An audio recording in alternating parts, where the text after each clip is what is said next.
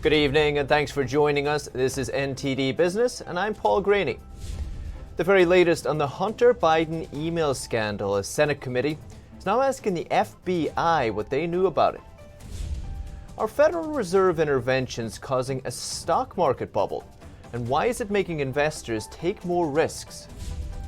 How will virus control measures affect your kid's future salary? We have details in a new report. And China's official GDP number is out, but are they telling the truth? The big election news is still today, Hunter Biden email scandal. New emails seen by the Epoch Times appear to show Hunter's former business associates organizing for high-level Chinese officials to meet with White House staff. This was during the Obama administration. The head of the Senate Homeland Security Committee now wants answers about the Hunter Biden laptop. He wrote a letter to FBI director over the weekend. Here's the details. Senate Homeland Security Chairman Ron Johnson wants to know if the FBI has verified details about Hunter Biden's alleged laptop. He said a whistleblower contacted his committee in late September. The whistleblower said the laptop was left at his business and he turned it over to the FBI. Johnson said his staff immediately contacted the FBI. They asked the agency if it could confirm or deny details to validate the claim, but he says the FBI wouldn't confirm or deny any of the information. Johnson wrote in a letter to FBI Director Christopher Wray, "I have a responsibility to validate and verify the contents of any information produced to my committee. The committee must know if it receives information that could be fraudulent or not accurate." He said it could be foreign election interference, or the whistleblower could be providing false information. Johnson said for these reasons, he needs to know. Emails on the laptop purportedly show the Biden family's business ties abroad, including Ukraine. Biden's campaign has disputed some of the allegations. The campaign spokesman said Biden was carrying out official U.S. policy toward Ukraine and didn't do anything wrong. Johnson wants the FBI to answer by Thursday. The New York Post broke the story last week, but then Twitter blocked its account. It still hasn't unlocked it. There's been no new tweets since last Wednesday. It's the same day the paper published its reports about Hunter Biden's laptop and emails. Initially, Twitter said the newspaper violated its hacked materials policy, but the Post said it got the information from a laptop and was never picked up, wasn't hacked. Twitter says it's updated its policy, but it won't change enforcement retroactively. Twitter told the Post it will have to delete its Hunter Biden tweets in order to regain access. And some economic and market news. Pharmacy chain CVS says it will hire 15,000 employees in the fourth quarter. It's predicting a winter wave of COVID-19 and the flu. Over 10,000 of the new hires will be full and part-time pharmacy technicians. They'll be at physical stores to help with COVID-19 vaccines and tests. Just last week, the government partnered with CVS to give COVID-19 vaccines to nursing homes. They'll be distributed as soon as a vaccine is approved. Public health officials, of course, are still working on it. And in financial markets, Wall Street fell sharply today. The Dow lost over 400 points. Nasdaq had its first 5-day losing streak since August of last year. The Dow fell about 411 points, or 1.44%. S&P 500 lost nearly 57 points, or 1.63%. The Nasdaq dropped almost 193 points, or 1.65%. Big tech stocks were down, including Facebook, Amazon, Apple, even Google parent Alphabet was down. Global virus cases reached 40 million on Monday, while in the U.S., the number of new cases rose 13% in the last week. Quite the jump. And some update on the infamous stimulus package. President Trump says he might have to step in if Republicans oppose any future proposals. He made the remarks in an interview with Charles Benson on WTMJ4 Milwaukee on Saturday. You have put a $1.8 trillion on the table. Will there be more money by Election Day? Do you have a deal? Well, I want the money by tonight, but Nancy Pelosi doesn't want to approve it because she thinks it's good politically for her not to approve it. But aren't you getting pushback from Senate Republican leaders? I will take care of that problem in 2 minutes. So do you think we can have a deal before Election Day? Look, if I had something that would be good, I think I could quickly convince the Republicans to do it. They're ready to do it. Senate Majority Leader Mitch McConnell said last week that Republican senators would oppose a relief package. He said they really only want targeted relief of $500 billion. So they've scheduled a Senate vote on Wednesday on a $500 billion package. But he softened his position over the weekend. He told reporters that if Pelosi and administration officials reach an agreement, the Senate will at least consider it. And another unintended impact of lockdowns and virus control measures. A new report says school closures will have a big impact on students' future earnings. It predicts children in primary and secondary school will lose tens of thousands of dollars in future earnings because of it. Here's the details. A Penn Wharton budget model report at UPenn says students from K through 12 are losing $12,000 to $15,000 from their future earnings for each month schools remain closed. It projects students have already lost between $43,000 to $57,000 in future earnings. That's up to 5% of their lifetime wage earnings as of October 2020. There are currently over 56 million students in primary and secondary schools in the U.S. 90% of them are enrolled in public schools. Since schools closed in March, students have already lost a combined $2.8 trillion. If schools remain closed until next year, the report estimates students will lose an additional $2 trillion. If schools remain closed for the 2020 to 2021 school year, students would each lose nearly $200,000. That's 15% of their future earnings. The report says most teachers and parents agree that children are getting a lower level of education online versus in the classroom.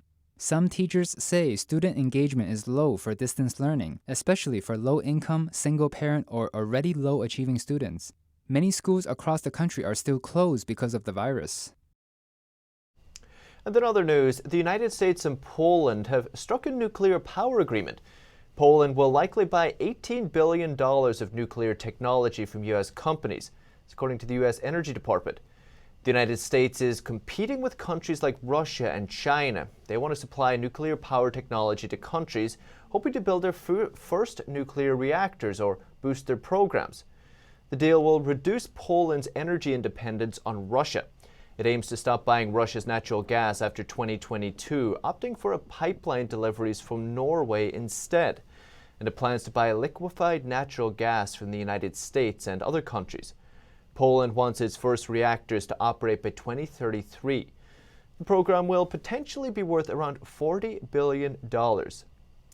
And still to come this evening, China reports new economic data today. Is it going to be the only country in the world to grow this year? We talked to an expert at China Beige Book to get his take. And how will China use its digital currency system to expand its influence around the world? We talked to Daniel Wagner at Country Risk Solutions to find out more after the break.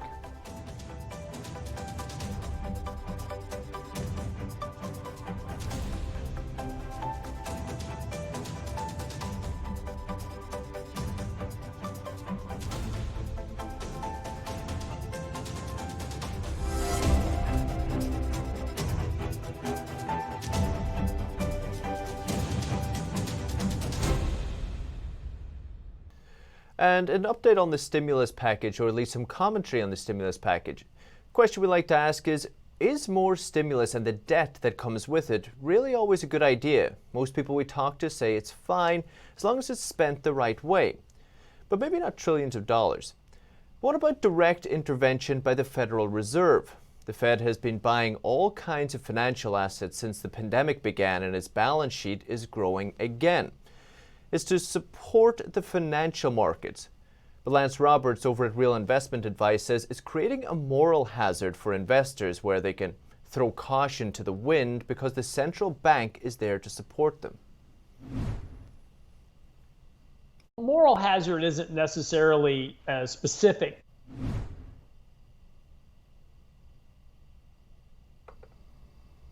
They've got an insurance against taking on extra risk. Moral hazard isn't necessarily specific to the financial industry. What moral hazard is any time that someone feels that they've got an insurance against taking on extra risk. For instance, if you have a really expensive sports car, you've got insurance on it. So maybe you drive a little extra fast, faster than you normally would, because if you get in a crash, it's okay, you've got insurance to cover it. Well, the Federal Reserve has done the same thing with the financial markets by providing this excess liquidity, and investors have come to believe that regardless of how much risk they take, that they're going to be bailed out by the Federal Reserve. So they have this insurance to take excess risk in the markets. And it's interesting if you take a look at the speculation of the market in terms of the number of people taking out call options on certain positions. The amount of traders that are buying sub $5 stocks is now at a record. Those are the signs that the Federal Reserve has now created this moral hazard in the markets. We don't care about valuations. We don't care about earnings, just stock prices going up. And that's okay. If something goes wrong and I lose all my money, that's all right. The Federal Reserve will bail me out. And a question I always wondered, I can understand how the Federal Reserve can bail out bondholders, for example, or can push up the price of bonds. But how does the Fed insure against, if I buy a stock, how does it protect me in that regard? It really doesn't, but there is a correlation between what the Fed does in terms of liquidity and the financial markets. So as an example, if we look at a balance sheet of the Federal Reserve and compare that to the S&P 500, there's a very close correlation between those two markets. What the Fed does is by buying bonds, they provide liquidity in terms of excess reserves to major banks. Every major bank now has a proprietary trading desk that they have access to. And instead of loaning money out to the general public, which was the idea originally of the whole quantitative easing programs, give money to banks, banks loan it out to the economy gets stronger. Banks said, well, why am I going to loan money to somebody who probably won't pay me back? I'll just invest it in the markets. And so what they do is they take that excess liquidity, they leverage that up, they put that into proprietary trading desks, they loan it out to hedge funds, whatever they want to do, and this liquidity finds its way into asset markets. When this originally happened in 2010, everybody said, oh, that's not what's happening, right? Ben Bernanke even said in 2010, the reason that we're doing this is to lift asset prices, to boost consumer confidence, to help lift the economy. And so the Fed knows exactly what they're doing. They know how it gets into the financial markets. They know they're creating an asset bubble, but what they're not willing to do is to suffer the consequence of letting the markets go through a reversion, because what they feel like is the risk is that you'll have a bigger financial crisis than they can control. You'll wind up with a depression ultimately, but all you're doing by inflating one bubble after the next is increasing the probability that you're going to have that event regardless somewhere down the road. It's incredible. And does that mean that not only is this money that's supposed to go into, we'll call it the real economy, not going there, it's inflating these asset bubbles, but obviously it's not going in to stimulate the economy, as we've heard so much about. Is that a correct way of looking at it? Absolutely is. Look, if we take a look at this as an example, so in 2009, right, we started quantitative easing 1, 2, 3, Operation Twist. We also did HAMP, which was bailing out houses, HAMP and HARP. Then we did TALF, we did TARP, we did a whole variety. We've done over $36 trillion worth of injections since 2009 into an economy that is currently only at 18 trillion. So we've done almost $2 of input for every dollar worth of the economy. Before March, the economy was growing at an average rate of 2.2%. Now that's lower than the 3.3% growth rate trend that we had since 1940 prior to 2009. Coming out of this recession, we'll probably grow somewhere around 1.75 to 1.8%. So the money is not creating economic growth. What it is doing is creating a bigger wealth gap between the top 10% that now owns 90% of the stock market and the bottom 90% of the rest of the economy. Incredible. You could call it a capital K-shaped recovery, right? Pretty much. If you're on the top, you're doing great. If you're on the bottom, not so much. Wow. Incredible. Lance, appreciate it as always. Thank you so much. My pleasure. And China's economic numbers are out today. Posted its third quarter growth, but the number fell below expectations. Talked to a Chinese economics expert to get his take. China says its third quarter GDP grew 4.9% compared to a year ago.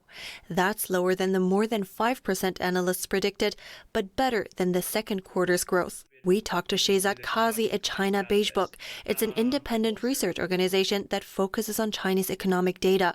He says a closer look at the data shows the recovery is largely driven by industrial sectors and state investment, not household spending.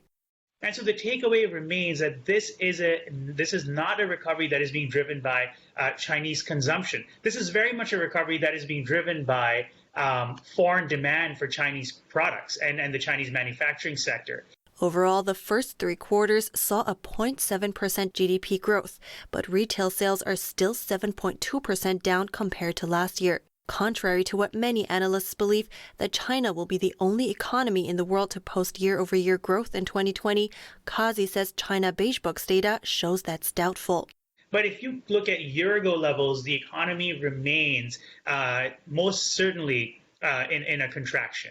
And so China has not yet, despite what some of the headlines may suggest, China has not yet fully recovered or rebounded back to pre-pandemic levels of growth. Kazi adds that there is also the continuing problem with data revision and reliability of Chinese data. For example, China revised down its fixed asset investment number last year to make this year's number look better. What we're seeing is discrepancy not so much in this particular data, but the basis on which we're calculating change. So a lot of the fixed asset investment data, for example, has been revised and brought down for last year. So on that basis, this year's fixed asset investment data is not going to look better. I think one of the things we need to really contend with is that Chinese GDP is a political figure. The Chinese GDP is a target that is set and must be hit.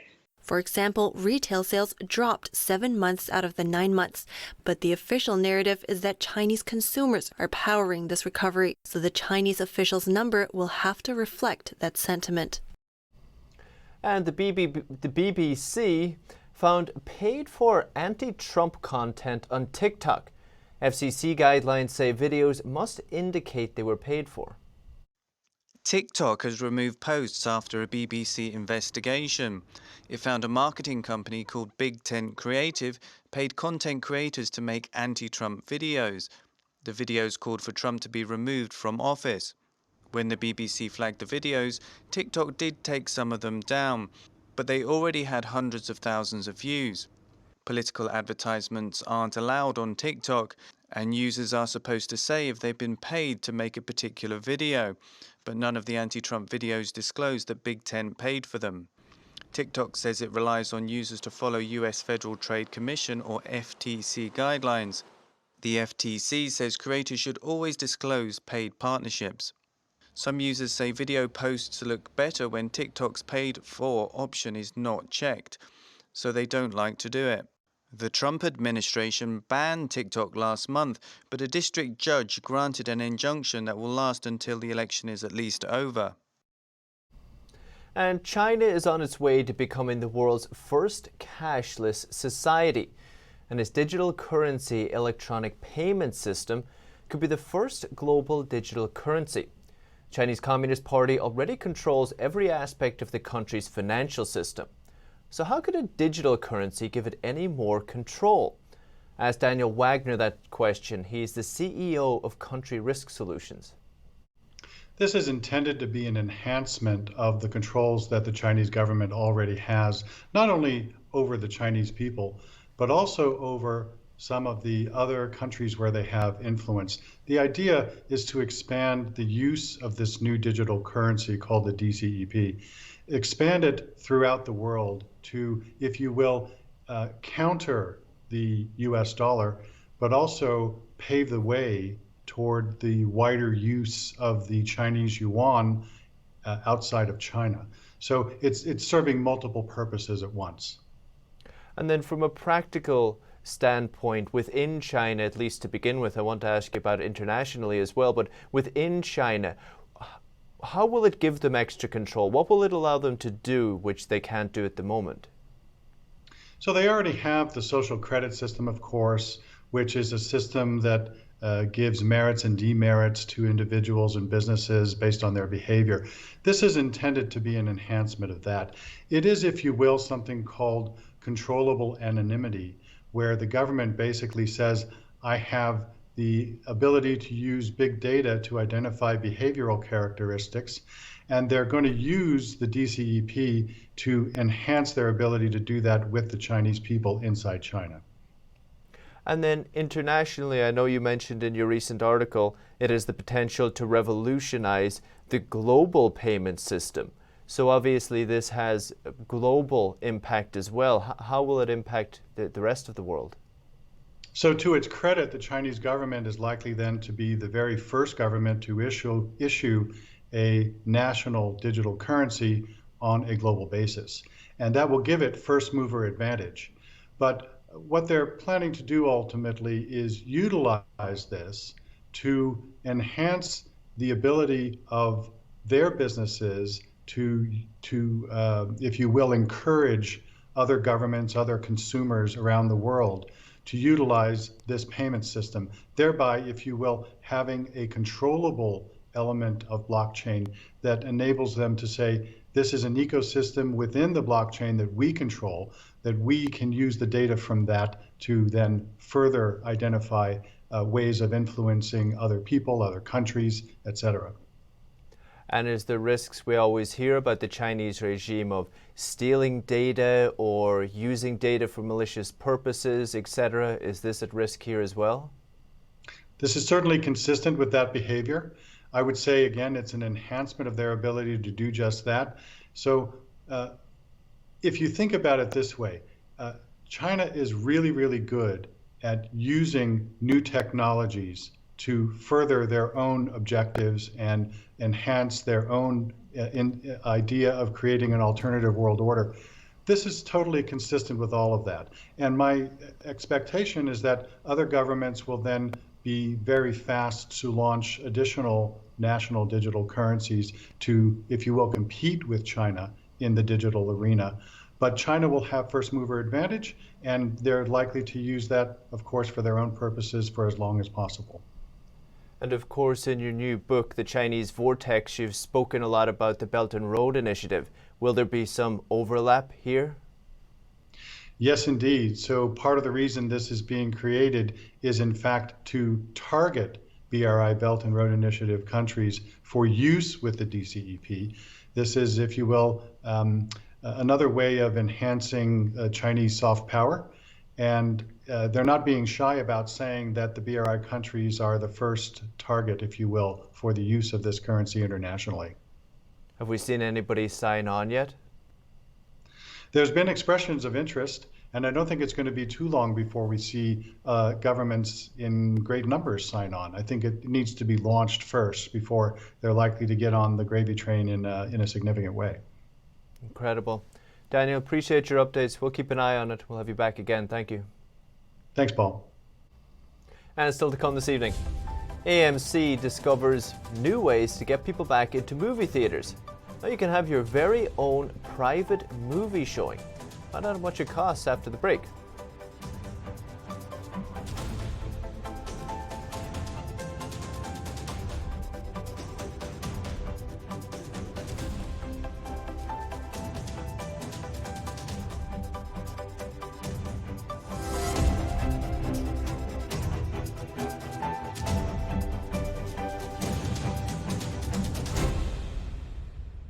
Welcome back. Here's a trend that might entice you back to movie theaters. How would you like to rent your own personal screening from only $99? AMC is letting customers rent out auditoriums for private screenings. It's apparently a growing trend during the pandemic. You're allowed to invite up to 20 friends and family members to join, but popcorn is extra, and some movies the theater rental price can increase to as much as $349. AMC is joining other cinemas in the new offering, which is designed to keep them afloat after, of course, record-breaking losses due to the pandemic. It's part of the movie industry's efforts to find creative solutions to its unprecedented financial problems. The $99 theater rental option is available in most states, except New York, Alaska, and Hawaii. I'm afraid that's the latest business updates for today. Thanks so much for watching. We'll see you tomorrow.